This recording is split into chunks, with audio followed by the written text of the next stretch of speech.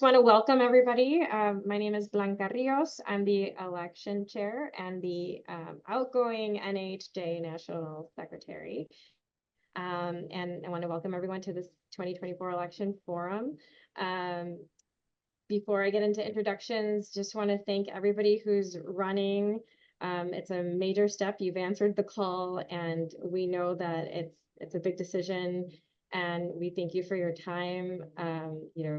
Our industry is under attack. There's lots going on, and we want to be more than just an organization that pushes for more Latinos in news. We want to make sure to be a voice, a watchdog, and continue our advocacy work. So thank you, and I applaud you all for running. Just to start off, my co-chairs on the election committee are Adriana Chavira and Johnny Cordova, and we're also joined by Isabella DiGiglio. She's our program registration and members engagement manager, and she's been a part of this whole process, national and locally, and I know it's on top of everything else. And also Yaneth Guillen, our executive director, and last but not least, our president, and outgoing president, Yvette Cabrera. And I want to pass the floor over to her before we get started and with the forum. Thank you, Blanca. First, I just want to thank everyone who's running for office. As we've said before, the work that we do is on a volunteer basis. You'll be making a sacrifice to serve if you're elected over the next 2 years. But it's something that I believe, and I know members of the current board strongly believe, will help build the organization up. I'm proud to have taken over the helm of the board from Nora Lopez and build upon the work that we started under her. And my hope is that the next elected board does the same thing. We have a 5-year strategic plan, a lot of great goals and priorities that we've set out. And it's felt really good to be able to check some of those priorities off our list. But I'm going to be listening today, not just as your president, but as a regular member, to hear what you have to say. I know our members love this organization. We have a lot to accomplish. Like Blanca said, still our members need so much support in order to not just survive in this industry, but thrive in it. And so we really need to be a membership organization for this new century, advocating, supporting, and uplifting our members. So again, thank you for taking the time at the end of your busy day to be a part of this forum. And I'll hand it back to Blanca.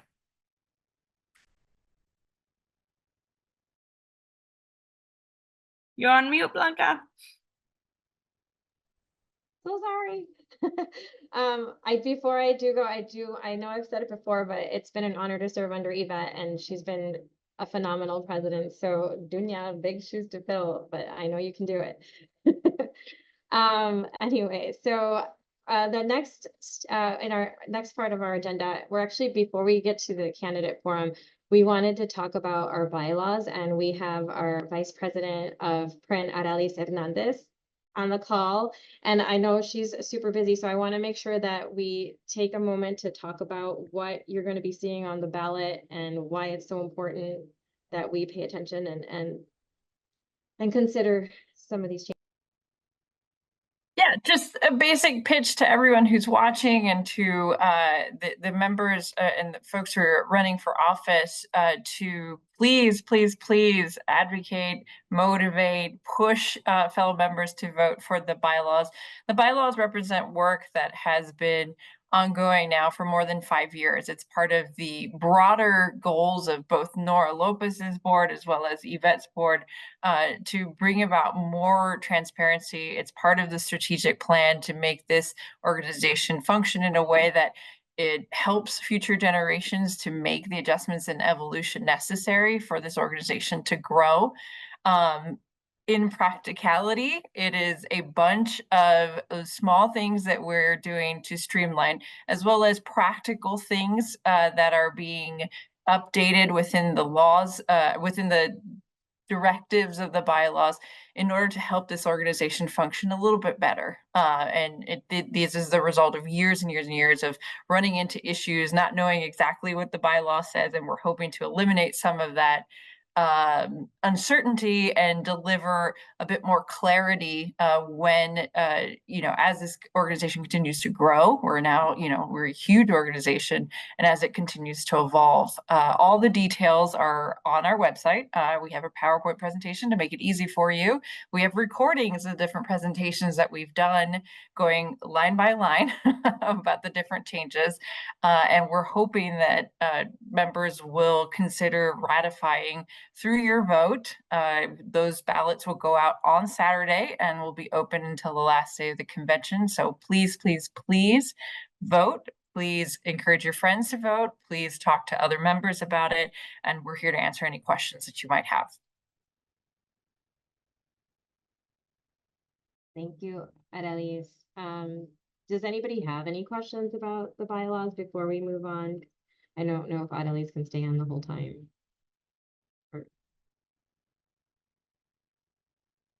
I can stick around for a bit. Okay. It looks like Andres has joined us. Andres, if you can hear us, maybe we have you go first, just in case we lose you. Are you able to do that right now? Hola, 1, 2, 3, testing. Can everybody hear him? I can hear him. We can hear you. We're Oh, you're on Blanca, mute. you muted yourself. Can everyone hear? Andres, I feel like your audio is in and out. I don't know if it's cutting in and out for everybody else. It's cutting out for me too. okay. How about we go as follows then? So the forum is going to basically be, we have our at least one, I'm sorry, I didn't count, 2, 3, 4, 5 candidates that are going to be speaking today, and then 2 are going to have video presentations, and we're going to allow you to each speak uninterrupted, like in order 2 minutes at least, or the most max 2 minutes.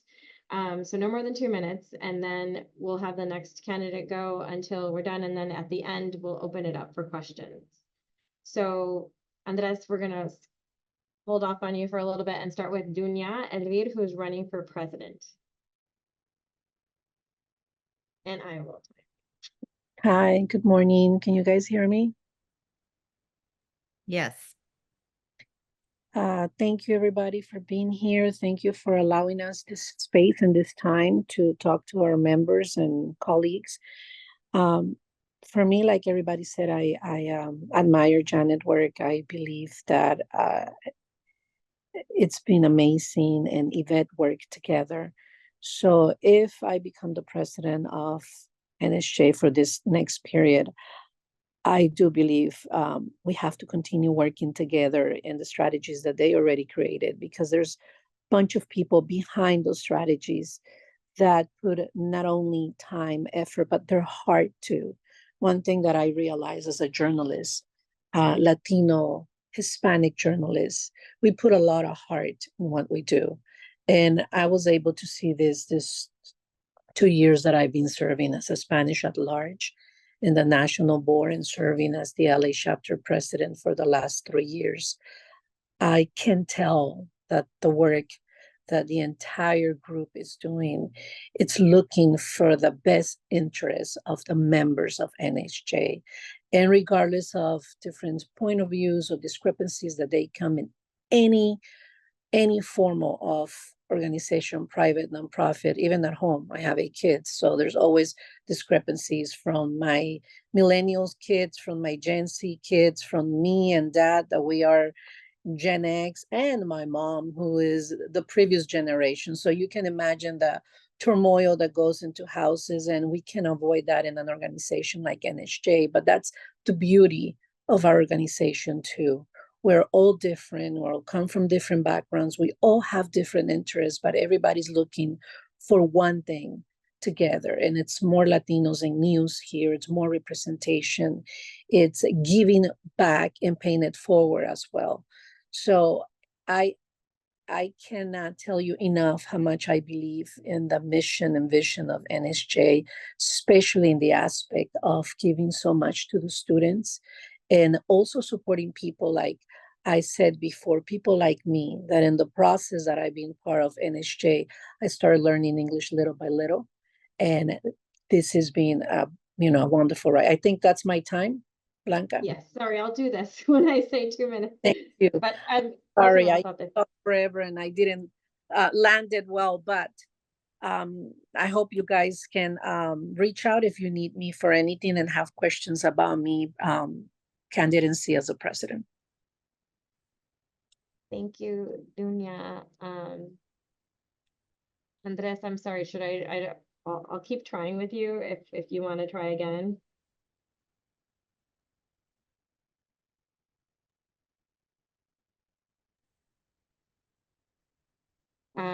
Okay, next on my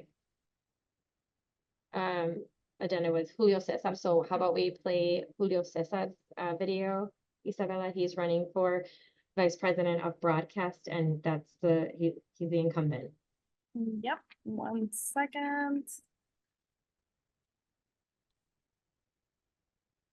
Pull up the screen share. Okay. Share sound. Okay, let me know if you guys can hear it too. Hi everyone, my name is Julio Cesar Chavez, and I'm running for re-election as Vice President of Broadcast. Now, in the past 2 terms as Vice President, I've been working to make sure that our members working in video and audio are heard and receive the support that they need from our organization. I've also been working for the past 4 years on our bylaws, and I ask that even though I'm running uncontested, that you please vote to ratify the bylaws and get your friends to vote as well. This is part of a bigger effort to give our organization the foundation it needs to thrive in the years ahead. Now, for this 3rd term, I want to make sure that we institutionalize these efforts to make sure that they outlast anyone who happens to hold this vice presidency. We are working on the NAHJ Leadership Slack, a workspace where all of our local leadership has direct access to the national board and dedicated channels where they can speak to their representatives or their counterparts, allowing us to know what it is that our members need. And now I speak directly to our broadcast constituents. If you work with video or audio, I need your help. I'm building a robust broadcast advisory committee, which will have audio and video task forces, each one with specialized working groups for podcasters, videographers, producers, field reporters, and more. But this can't work without volunteers. We need you. And check out the candidate statements that have been emailed out and fill out the volunteer form that I included in mine. We will be asking each working group to develop regular trainings for our members and make sure that our organization serves everyone. And yes, I am still working on the Freelance Map project. Now, as these 2024 elections begin, I ask for your help, not just with your vote for me, but your vote on the bylaws and your time volunteering to help our members. I'm just one person, but truly serving our organization will take a lot more than just me. Thank you. I hope to earn your vote. All right. And a big thank you to Julio Cesar. He was ready to be here tonight, but he got an assignment to, I think, cover the president, or no, not the president, Trump actually, but he had to go on assignment. So thank you for that video that he sent in at the last minute. Our next person up is Jaime Cardenas. He's our current vice president of online, and he's running for vice president online. He was appointed, I think, earlier this year, if I recall correctly. So Jaime, take it away. Buenas tardes o buenas noches. I'm at night, so here in Tennessee, so it's buenas noches for me. I'm really wishing I would have done Julio Cesar's same thing and done a video. That's very smooth, very professional. The reason I'm running for this position, and the reason I sort of decided to join or run for the board earlier this year was it's the paying forward aspect of it. NAHJ helped me out a lot. That was very influential in me early on in my career as a person, as a journalist. And this is the least that I can do to help out and give it back to the community, to the journalists, to the members. At the moment, social media, digital space, SEO is all in flux. Algorithms are changing, platforms are coming up, existing platforms are dying, and there's so much uncertainty about those things that, the least I can do, and something that I'm an expert on, is give back and help as much as I can, whether it is formulating the right training sessions, providing the right guidance to upcoming young journalists that want to go into that field. And there are more and more Latino journalists that are going to become leaders in that space, that are producers, that are coming in and want to focus on audience engagement things. So that is, to me, it would be a huge honor to represent that growing community of Latino journalists and be their voice in the executive board. And that's why I'm running. Thank you, Jaime.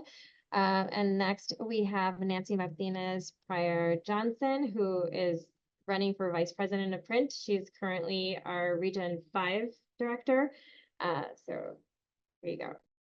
Hi everyone. Thank you. It's a pleasure to be here. Thank you for taking the time to watch this and to consider all of us for these offices. It is just an honor to be here among these professionals. I was asked so my day job is I work at as a deputy editor of the editorial board at the San Antonio Express News. The San Antonio Association of Hispanic Journalists. I am currently the president there. And a little over a year ago, I was asked to become involved with NAHJ. I did, like Jaime said, I felt that it was my time to give back. I have been on the receiving end on NAHJ and so many people in my life who have made such a difference, whether they're a mentor, a friend, just someone I can go and talk to and get advice. And it's my time to give back, right? So this has been I've learned through it, right? I've learned, but it has been just such an honor to get to know all the professionals that I get to know, right? It opens your network and you get to talk and have daily conversations, sometimes with people who you wouldn't have known otherwise, right?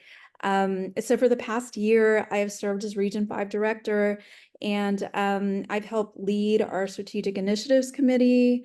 I've helped a little bit with the process of hiring our new Executive Director. I've helped advocate for professional and college chapters and affiliates, which is super exciting. But as a working journalist, I have a pulse on our industry, right? Because as so many of us are, we're working, we're active in the field. And so we all have our challenges that we deal with. I'm committed to strengthening our community through NAHJ, but especially for print, right? There are myriad issues that we're dealing with in print. We are just trying to we're in the fight for our industry. We're trying to save our industry and our careers. But yet we still have to also find a way to thrive, right? And so, and that's challenging. So I know, every time I meet someone who is in journalism, I try to ask them, like, are you a member of NAHJ? And if they say no, I ask why. And sometimes it just hasn't occurred to them that maybe joining NAHJ would help them in some way. Because, just to be frank, we're all in it, like, what's in it for me, right? We're all busy and we're all pulled in every directions in our careers and our life. And so I listen to them and I take it to heart. So, I know personally what's important to me, but that might be a little different for others. So I just want to challenge people to get involved, to take that step, to give back as much as they can, because just like everything in life, the more you can put into something is the more you get back. I have learned that through my experience with NAHJ. Like I said, it is a pleasure to be here. I do think going forward, NAHJ, the more we can do, and I know we do a lot, but the more we can do, the pipeline of future journalists, the better. Thank you. Thank you, Nancy. Sorry, letting people finish at least, but okay.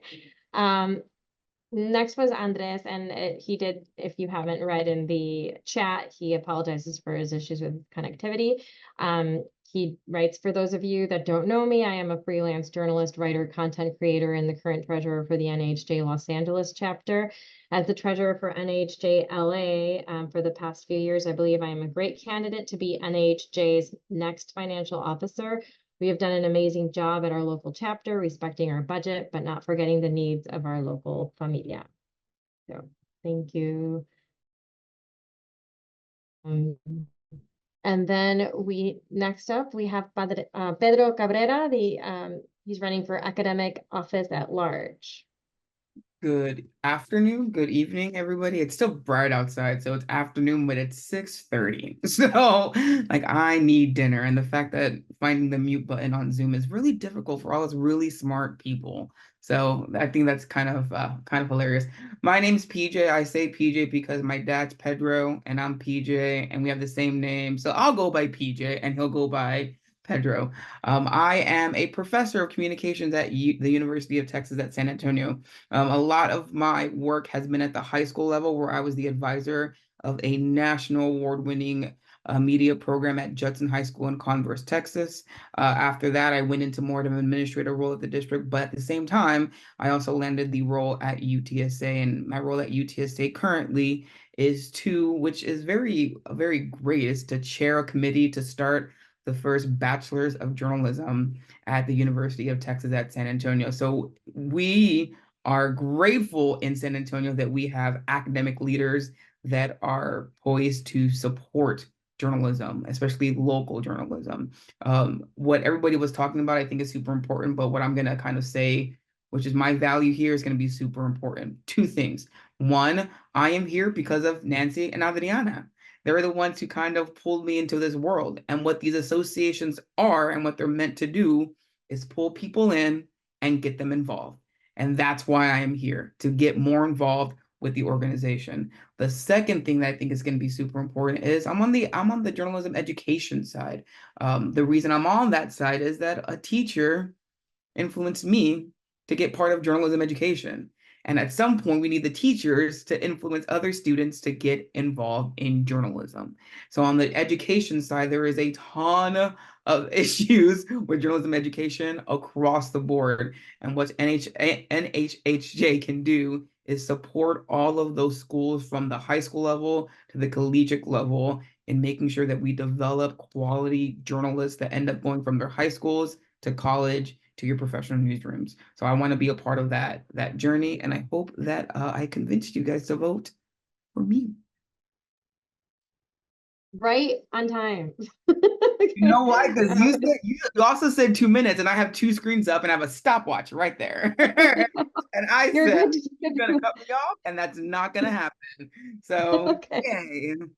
Okay, so thank you, PJ, or Dr. Cabrera there. So thank you so much for that. And it looks like we have Jackie Padilla. She was going to provide us a video message. Jackie, can you hear us?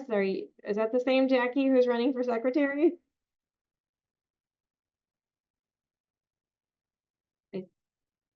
I think not that's on mute. her, but it's not on Jackie, mute, so I don't know. she's not on mute. No. Weird.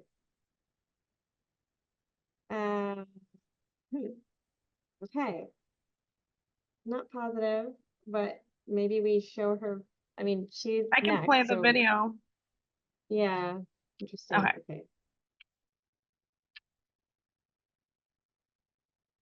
All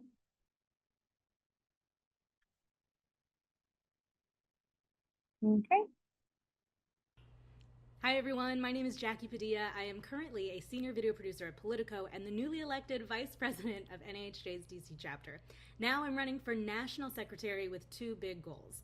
The first is to work nationwide with other chapter boards to help them make a bigger footprint in their community. With the DC chapter, I've spent the last year strengthening our relationships with, of course, folks at the White House and Congress, but also our sports teams, local restaurants, and businesses.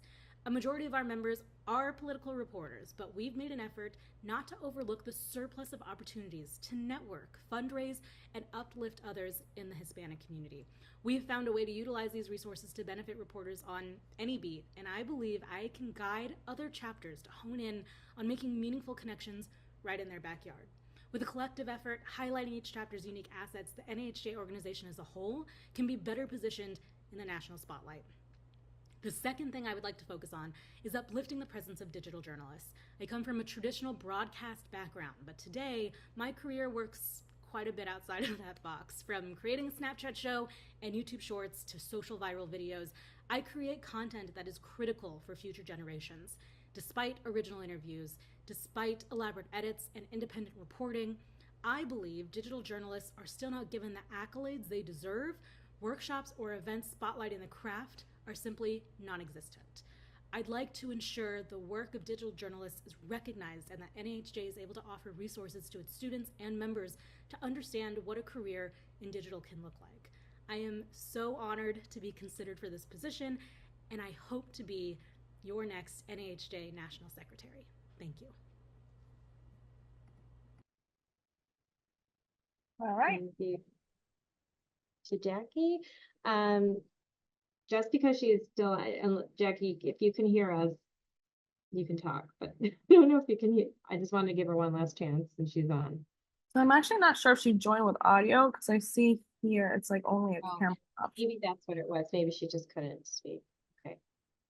Well, that is everybody that is running that we've and the videos that we have. I want to open it up to all of our guests and the public who are here for questions. And if not, we have a couple questions, but would anybody like to start?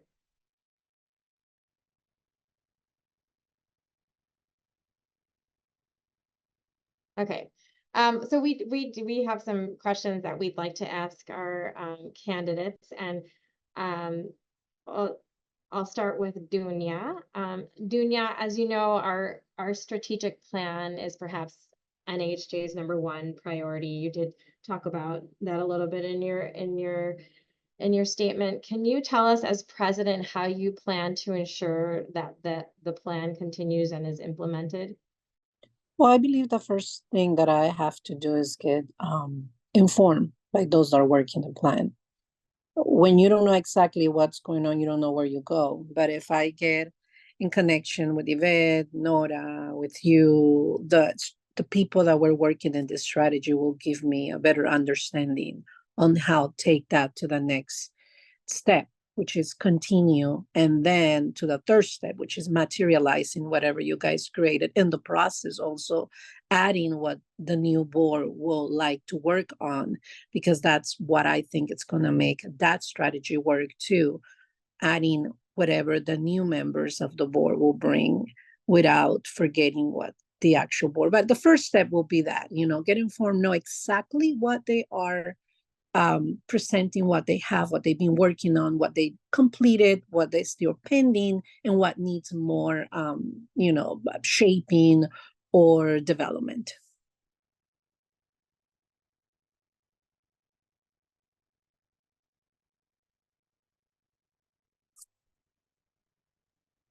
Blanca, you're mute.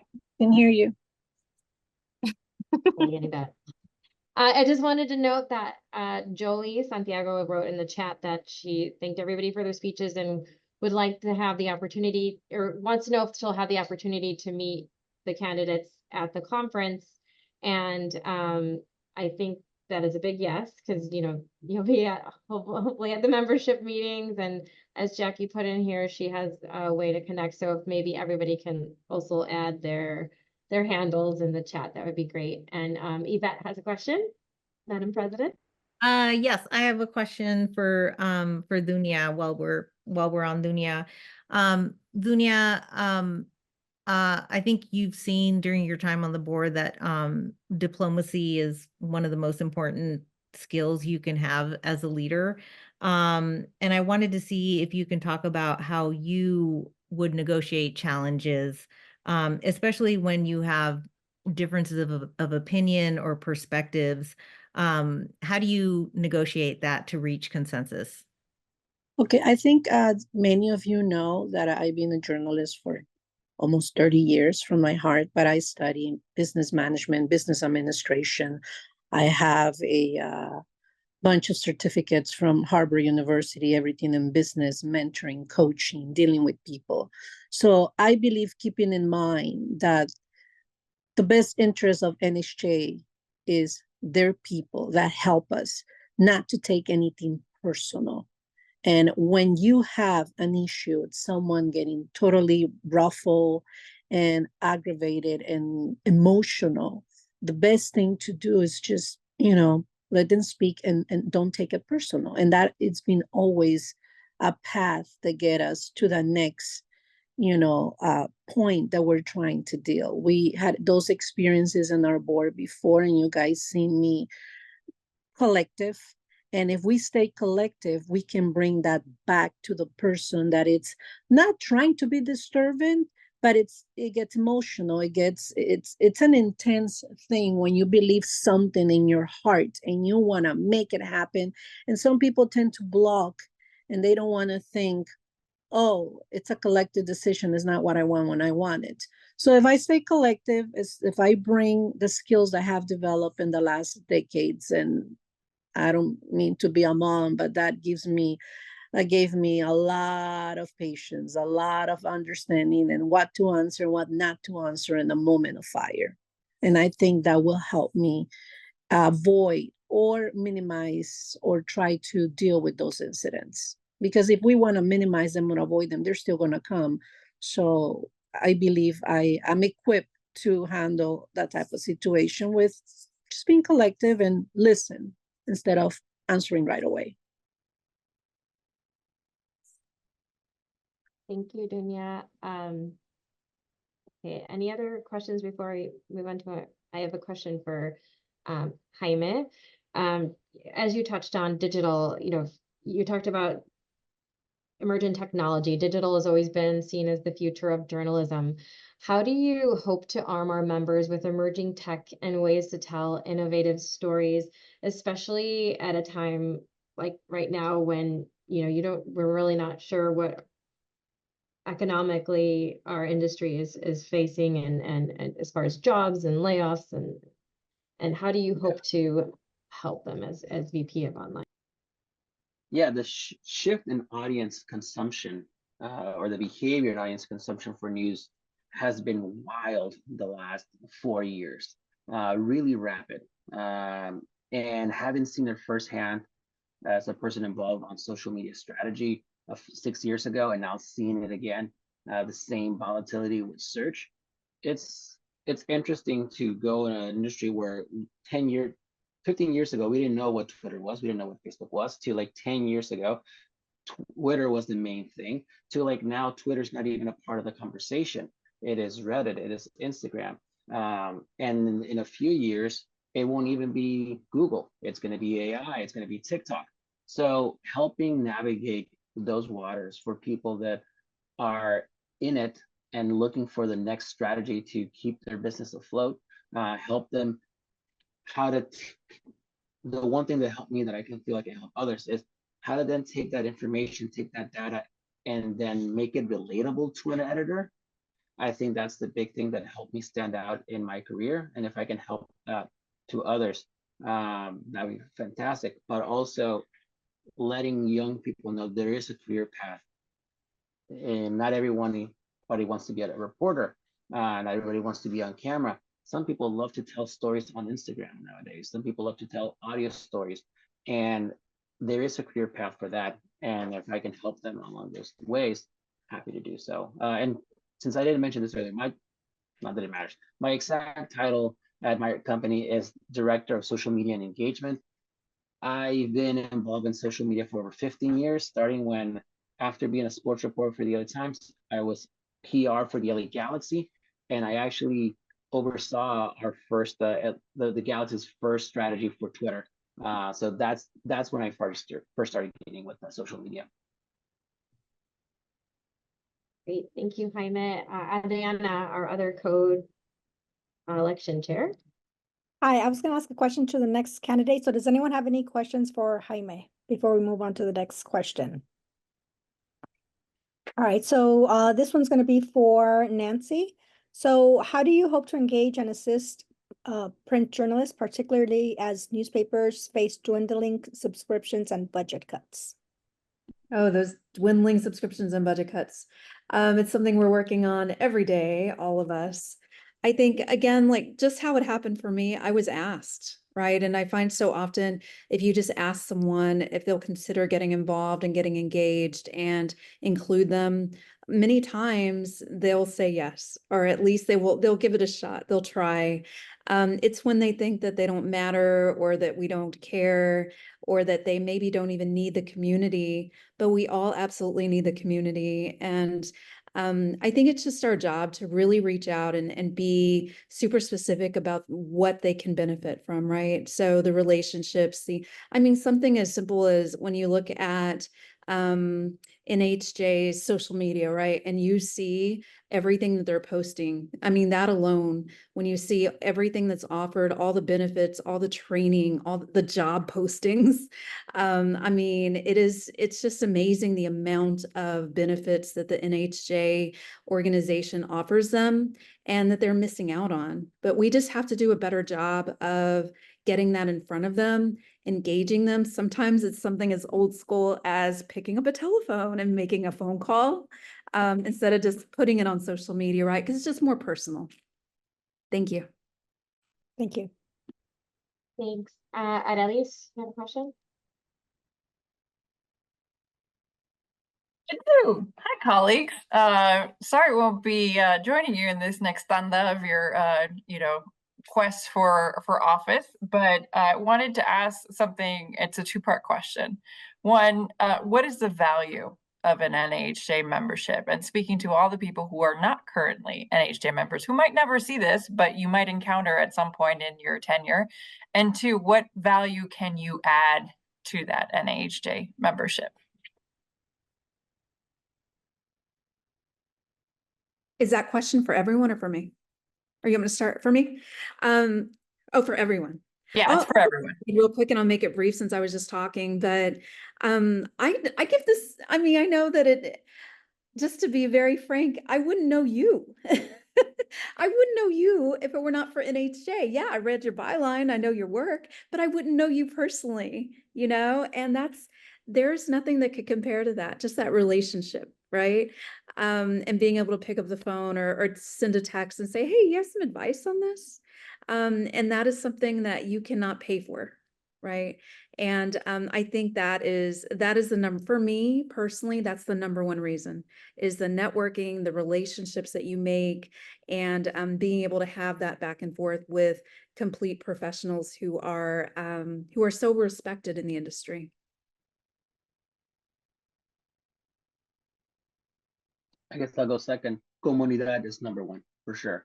The ability to be able to talk about someone about a shared experiences, whether it's positive or negatives. We have similar backgrounds, even if we're Puerto Ricanos, Mexicanos, Dominicanos. There's something similar there that makes us unique and strong as a group. The other aspect is sort of the ability of, like, at least in my area, there is a direct competition in terms of membership allocation and time in another organization. I would love to sort of tap into that and bring some of that expertise on the digital side to NHJ to make it easier for them to say, okay, I'm getting the best of both worlds. I'm getting comunidad and I'm getting experiencia here at NHJ. So those are two of the things that I think the thing that I love the most about NHJ and the thing that I can bring to the table. I guess I'll go third, and I will double down on what these two guys said. I would have known Nancy. I would have known Adriana. These associations are not only about advocacy, but about networking, about getting to know people. That if something happens, you can pick up the phone and say, "Hey, I need help here." I've known Adriana for years, and it's like, I know you, and I'm proud that I know you. That feeling is why these organizations need to exist. is to create a community of, we know each other, let's back each other up. We know each other, let's fight, not necessarily literally, but figuratively fight for X, Y, and Z. I wouldn't be in my career and wouldn't be in where I'm at on the academic side if it wasn't for the people that I knew that helped me kind of get up to where I'm at. And now that we are all in this position, as we all said, we need to look at those students and those interns and say, hey, let me pick you up too, like somebody else picked me up, and bring you to the level that we all are striving to be at. For me, the value that NHJ brings is the reality that I'm no longer Dunya. I'm a member of NHJ. And if I want to accomplish something and I don't have the resources and I don't have the support and I don't have someone to go and cry to, hey, I want to do A, B, C, and D. Now I do, because I belong to something bigger that is not only looking for identity, but it's looking to make a change. And I think that's the biggest value of NHJ. What I can bring to increase that value, or what's the value I can add, is just to commit to do the same and always have a helping hand for the new ones, especially our young generation of journalists, because they're the ones that will continue this work. And if we teach them what we would like to see in the future and allow them to bring all of their creativity and new ideas, then this belonging to something bigger will continue.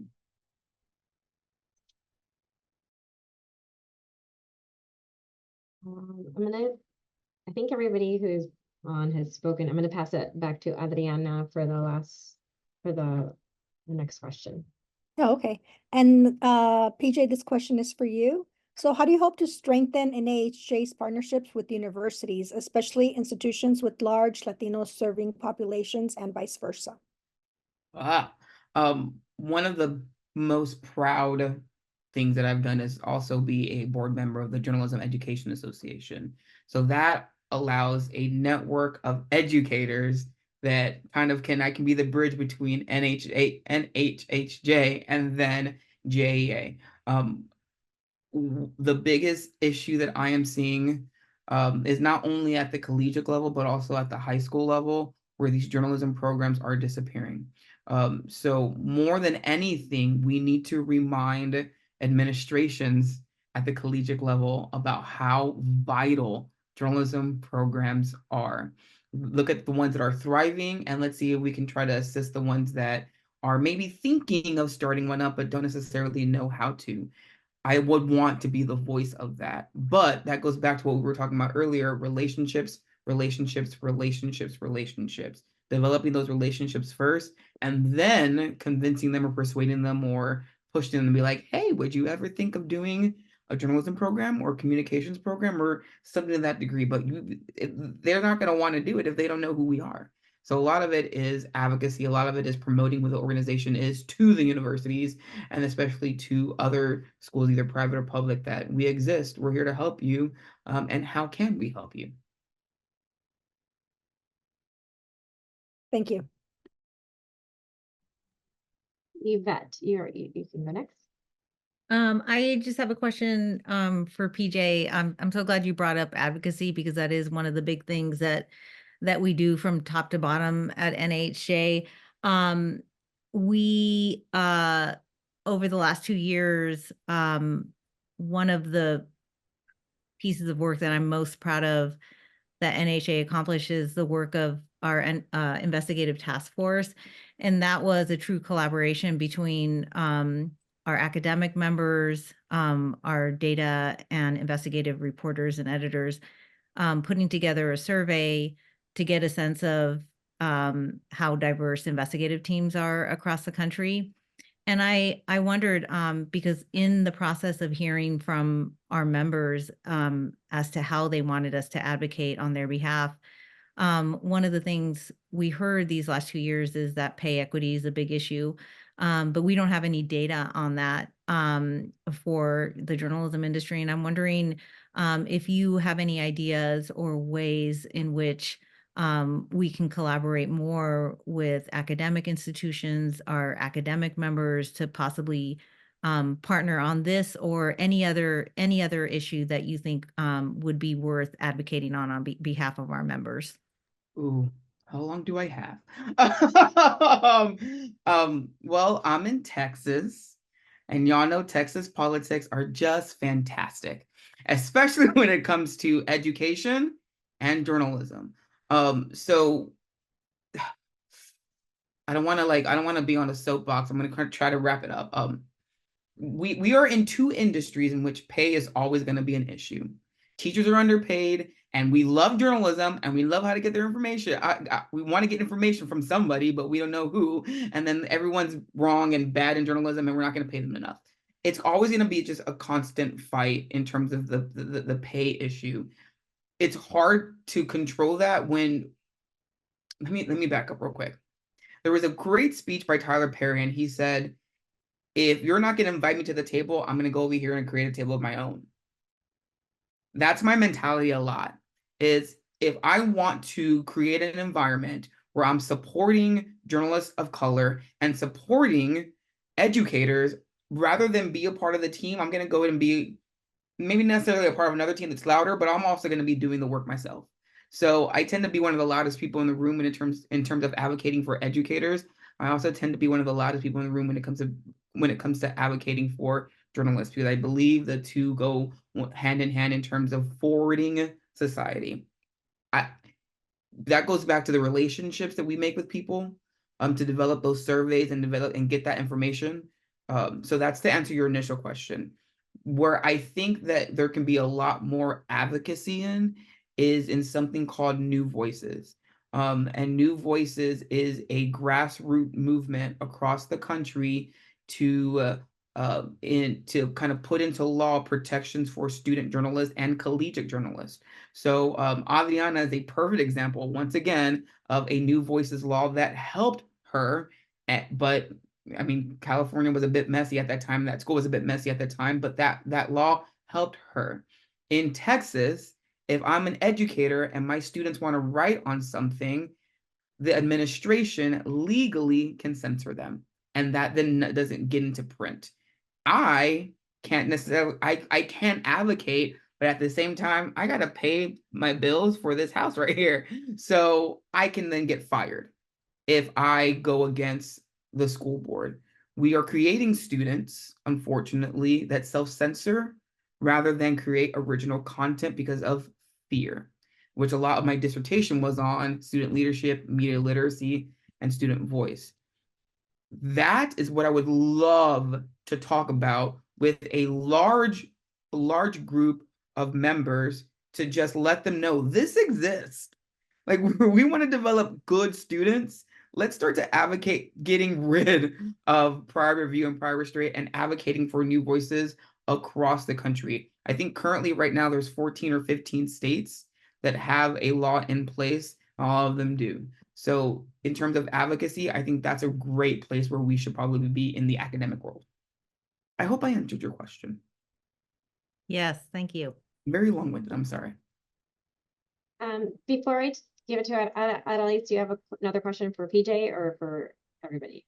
For everyone, or or perhaps for Julia. Only because Isabella got a direct message or a direct question, so she's gonna. I'll go ahead and read it. This question is from Lori. She's asking all the candidates, so feel free to jump in and answer the question if you'd like. So she says, one of the great challenges the organization is facing is the participation of people getting involved.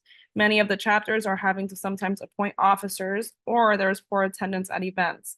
What do you believe is the cause, and what do you each believe you bring to the table that can motivate members to show up? And thank you all on this call for what you do, what you have accomplished, and what you will continue to do in the future. She's driving, so this is why she sent in her question. Hi, Lori. Thank you for your question. You're right. I'm in the LA chapter. I'm the president. It's very difficult. We have done events where we give them everything for free, even drinks, tequila, in good restaurants, and they don't show up. So it's either the lack of understanding what you can get out of this. Like Nancy said, at first, everybody's looking for something. It's not only go and give. Not everybody's looking just to give. They want to know what can they get in return. So I believe is a lack of interest, and we have to spice it up. Not only think of a network where they're going to get a free tequila, free meal. Maybe they're looking for something else. And I think that's our job, to find out what is exactly our members are looking for, so we can pull them in and have their participation. Because it is true, Lori, it's a very difficult. In LA, if we open the door for 75 members to come to a specific party, maybe we get 20, 15. Sometimes we get the 20 and 15, including the board members. So I think the strategy will be probably create something to find out exactly what will bring them in, because everybody can try to do maravillas y podemos hacer acrobacias, but if we don't know exactly what they want, we won't be getting their interest. So I think that'll be the first step, to find out exactly why they're not showing up. Also, want to make note that maybe it's not even worth saying, but this is Lori Montenegro. She doesn't really, we just know her as Lori, but that is Lori Montenegro. And Jaime? No, that's a great question. One of the things that inspired me to join NAHJ board was my previous work at an employee resource group at my previous company. And when I took over that position, I was told, hey, you're just going to shadow one of the co-chairs. Fantastic. I was interested in getting involved. Well, one of the co-chairs gets a new job. The other co-chair, about 2 weeks later, as I'm still just shadowing, decides to go on a sabbatical. They threw me, and I'm like now the co-lead with only 2 weeks of shadowing experience. This ERG group was about to be dissolved. And what I realized is that I needed to create a pipeline of people, not only build out a team for right now, but create a pipeline so that the group does not find itself in that moment again. And everybody had a backup. Everybody was part of something, and everybody was getting involved. What I learned through that process is that people in this day and age of short attention spans and working from home and remote, people were looking for community. People were looking to get involved, but they wanted to be told to get involved. The idea of us expecting them to get involved naturally was not happening. So we literally had to, almost like children, like bring people into the party. We've all been into that party where there's 3 people in that corner. I've been that person in that corner, and somebody drags me into the middle of the dance floor, and now it's a full-on party. And that's what we were doing. And I think to that's a microcosm of what I would hope to bring here to NHJ. That hopefully in 2 years, when we're having this candidate forum, it's not just a few people running unopposed, but it's everybody's running with opposition. And it's a full-on dialogue and conversation. And that the national board is supporting the local board, and the local board is supporting the national board in terms of candidates. And it's all this synergy that it all builds on each other. So that's what I would try to do, because that is a great question. It's like, how do we get more participation, but also how do we engage to foster that in participation? As my job as or as my role as regional director, I recently have found myself in the position of trying to actually help chapters recruit members and board members. And I had to put my journalist hat on, y'all. I mean, I had to just look, I'm like looking up the newsrooms in that city, looking up, okay, well, where are the newsrooms? Okay, here we go. So look it up, and then look up who works there, right? And then look for the Hispanics. I'm sorry, but that's what I did. And so it doesn't take rocket science, right? And then everybody is on some kind of social media. So reach out to them. And so when I reached out to them, to ask, do you have an interest? Has anyone ever asked you? Has anyone invited you to get involved at this level? Sometimes like I got they were a little surprised. But most of the time they were pretty honored, whether or not they said yes or not, whether or not they thought they had the time. Sometimes they had questions, right? And some of those questions I could answer. Sometimes I had to, punt them over to somebody else. But I just said, a lot of times it's what you make of it, right? And how much time you put into it. And that's the beauty of it. There's not any hard and fast rules with chapters and with that kind of engagement. And you can choose what you want to do. So I always tell them, like, hey, maybe you don't want to be an officer, but maybe you just want to start off going to meetings. Or maybe you want to, get involved with the committee. And I'll just share my own experience, right? Because we are the best possible ambassadors. Those of us who were, as Jaime said, just standing over on the corner on the dance floor and kind of watching and maybe thinking, maybe, but that's maybe not for me. And now we are involved. So we are ambassadors because we have lived experience and we can share that. So that would be my advice on that. Thank you.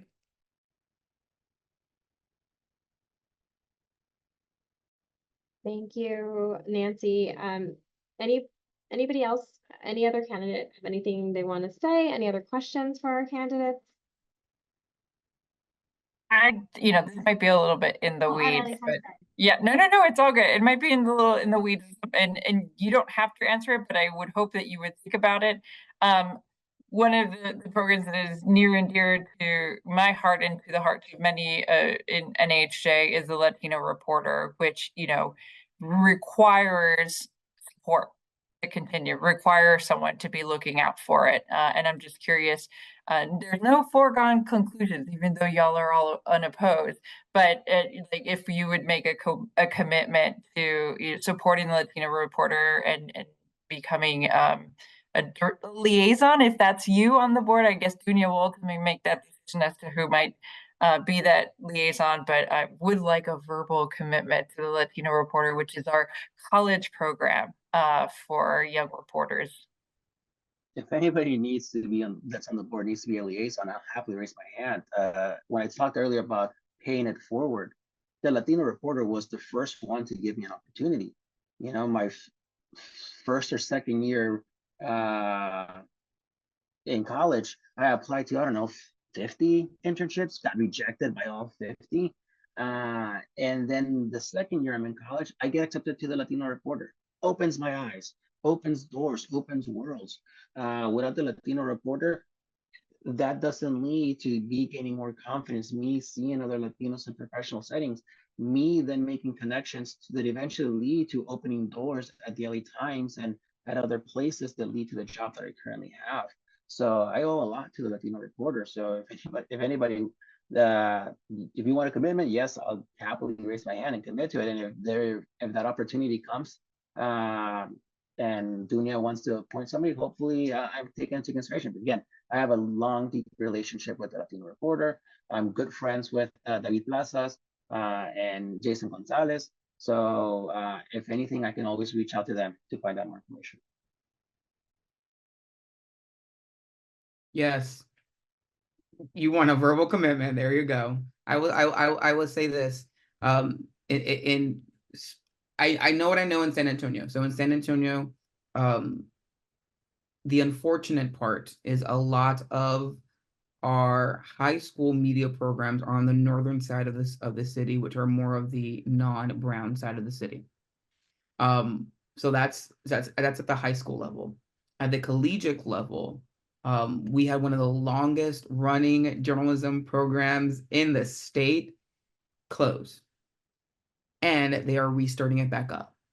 So one of the things that they're going to have to know, especially at this institution, is that things like that exist, because the people who are starting it up are a bit brand new to, I don't want to say brand new to the game, but running a student media program at an institution is much different than working in a professional newsroom.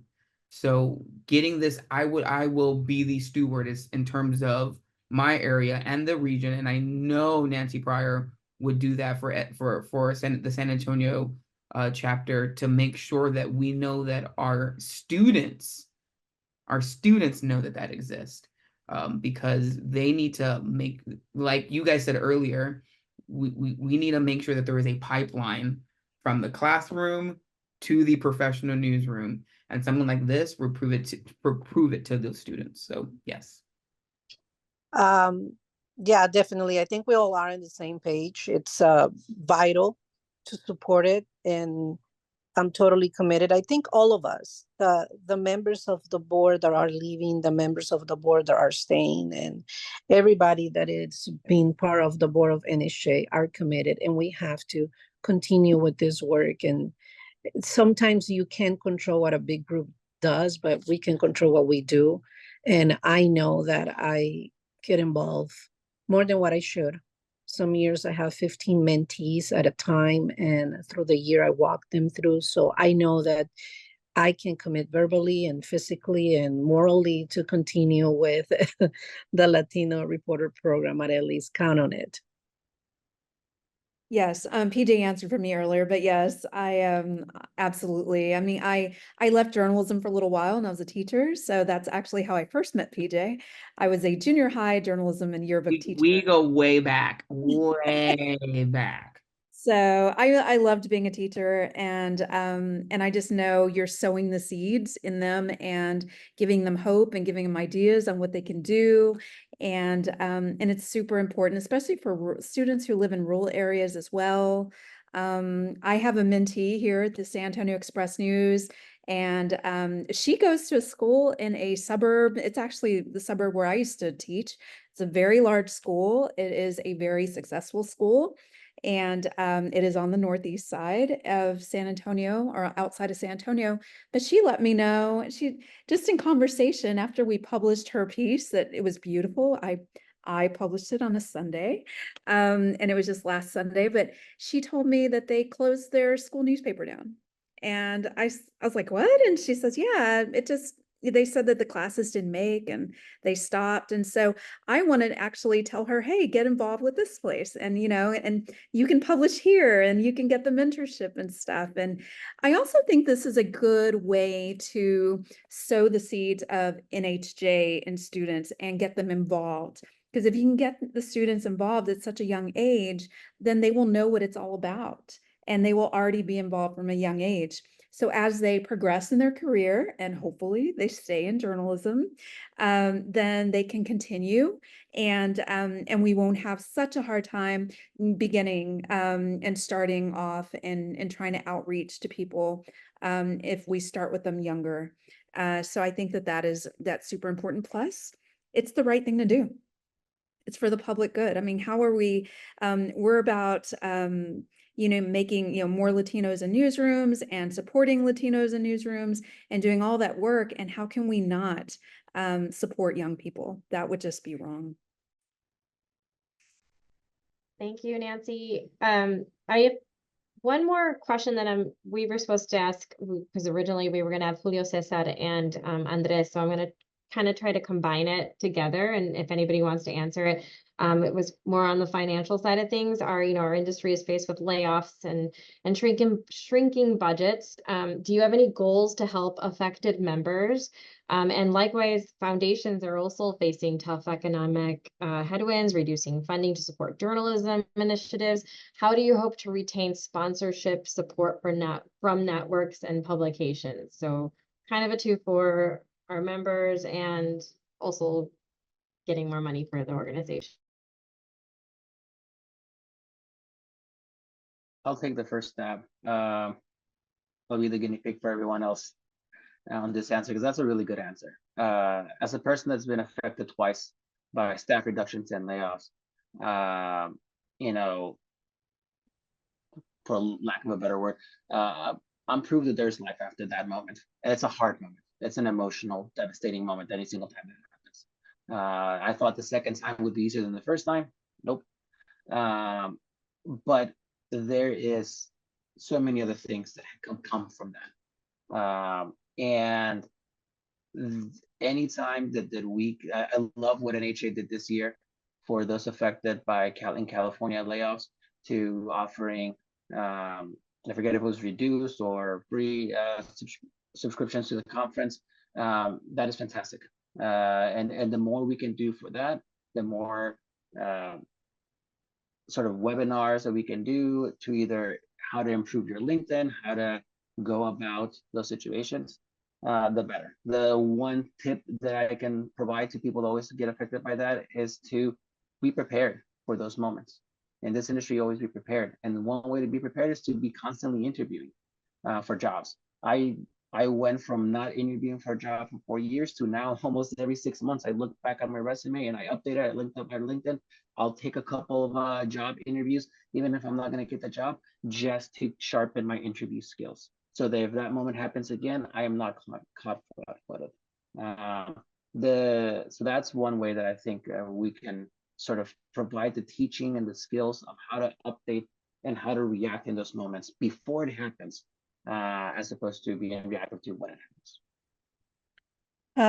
And there was a second part, but I forgot it. So I'm gonna let Duny speak. I'm going to answer the part that you asked about getting the big companies engaging with financial. You know, money is a moving target. Everybody needs money. We need money from the big corporations. They also need money to be able to help us. So I think if we keep them in the loop, if we make them a little bit more involved through the year, they'll be more comfortable giving us money when the convention comes. So I think we have to kind of create an idea how to get them involved after the convention, in the middle between starting the new convention, and give them a little bit of attention, because at the end of the day, like I said, we want their financial support. They also need support. And if you have this organization that knocks on their door once a year when the convention comes, and you have 4 or 5 other organizations, and one of them it's knocking on their door in the middle of the process, hey, how you doing? We've been thinking of you. Thank you for whatever you have done. We have this event where we would like to invite you. We're not asking for money, yada, yada, yada. I think that will help us to keep ourselves more present in their mind, you know, out of sight, out of mind type of mentality. Because I realize that all the conventions are back to back. They are within 2-3 months, the NABJ, AAJ, NAHJ. So we have to keep ourselves a little bit more present with this big organization so they can keep us more in mind. And when we ask a little bit more of money, it doesn't come out like, oh, they just want the money. You know, it's very complicated because every industry is shrinking. It's not only journalists that are suffering, construction, real estate, everywhere that you go and talk to someone, everything's shrinking. So we have to just kind of be more present and be more creative, that if we know we're going to suffer financially, to minimize that pain and that, you know, money impact the best of our abilities.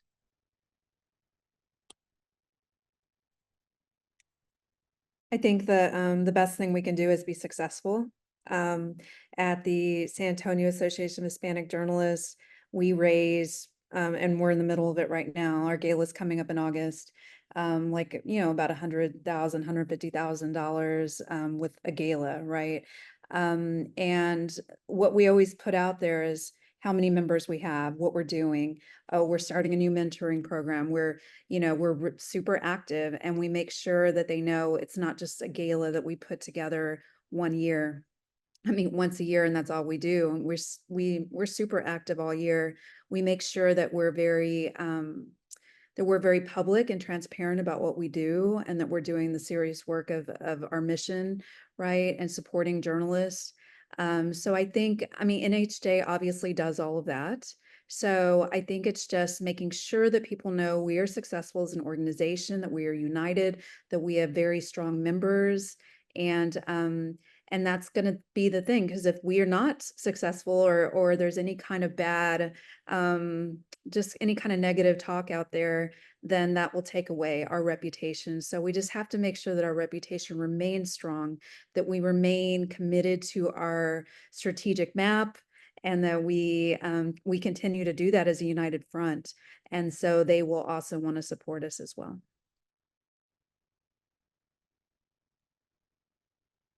Thank you, Nancy. Anybody else want to take a stab, or just anybody else have any other questions? I have a quick question and for PJ, and I just want to thank everyone for being on this call still. I appreciate everybody's attention and opportunities for to hear and speak. PJ, you have a lot of energy. I've been impressed during this call. It's the first time I met you. What is your Starbucks order, man? Oh, you're funny. So, I am addicted to this restaurant in San Antonio, or this restaurant in Texas called Whataburger. That's where I get most of my energy from. And then I drink Celsius usually once every morning. But needless to say, y'all, listen, once you get to your mid-30s, that 9:30 call time for the bed is glorious. I'm in bed by 9:30 or 10, and I'm good. Get me a good 8 hours of rest. And this is regular. Now, meet me at a convention. I'm usually like this all the time. But 3 days after it starts, I'm dead and do not talk to me. Yeah, I am done. I'm done for like a couple of days. And then I go get Whataburger. That's how it works, y'all. It's a circular thing. That's And awesome. for Thank you for answering that. We will introduce you to In-N-Out in California, by the way. Don't you come to no, don't you ever. I'm done. I give up. Like the most insulting thing that's been said to me all day today.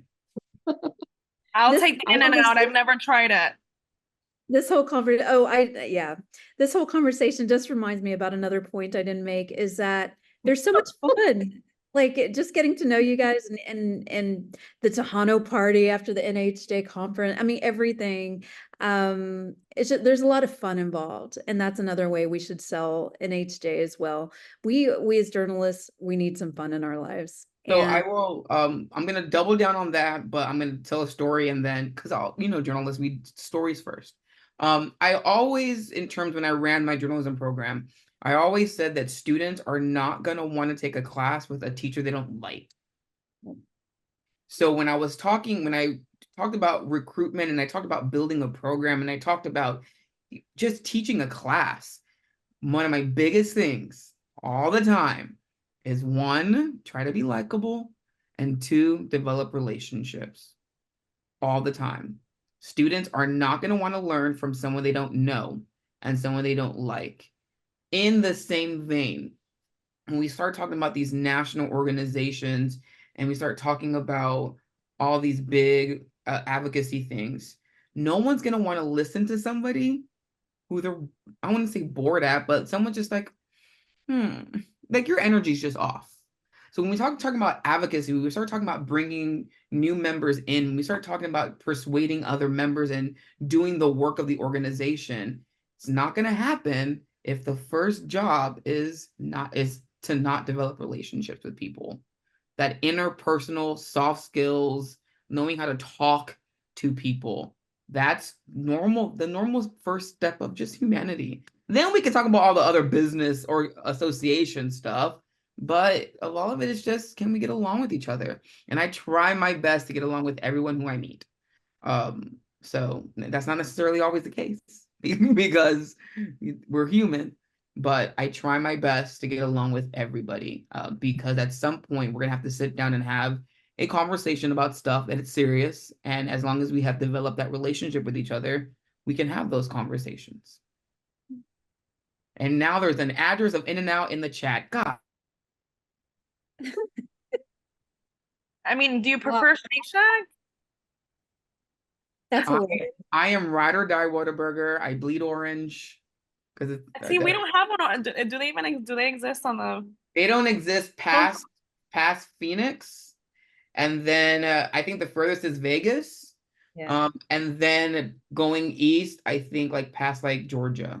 But about 2 years ago, Chicago firm bought them and is trying to expand them nationwide. Whether that's a good thing or a bad thing, I don't know, but I'm still ride or die. You know what? I'm gonna probably have that after this meeting. Oh man, well, my birthday is on National Cheeseburger Day, so I like to consider myself a burger enthusiast. Listen, if you guys are ever in San Antonio, there's no point having Mexican food because you can get that in any corner. We'll go to Whataburger. Nancy, make that happen. Bring the people, round them up. Wow. After all of that, Whataburger needs to sponsor NHJ. We'll Yes, we need a whole like little booth.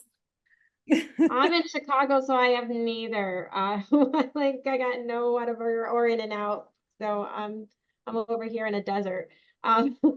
Anyway, thank you everybody for joining. I think we're gonna end, and it seems like you guys have a great board to look forward to if everybody wins.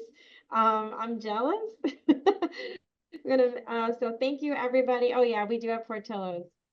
Yeah, I don't know if anybody knows what that is, but it's really good. So anyway, thank you, everyone. Anybody, Yvette, did you have any parting words you needed to say or to close us out? Oh, no. Thank you, Blanca, for doing all the legwork in the elections committee.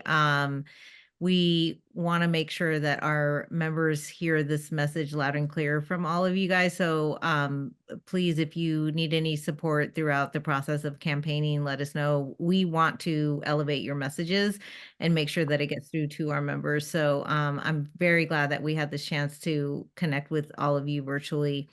And PJ, I don't know about this In-N-Out Whataburger thing. I think I'm gonna have to take you to In-N-Out when you're there at the conference. Let's I go. think he's But had it. He's had it. I am not gonna have a good time. I'm already telling you that right now. I'm gonna walk in and just be mad the entire time. I'll eat your burger. Oh yes, Isabella, yes. I think you'll like them. But no, seriously, it's been great getting to know all of you, and good luck to everyone. Thank you. Thank you, Good everyone. Have a good morning. night. Guys, for this. I'm gonna Appreciate go it. and have Thank sushi you. for breakfast for me right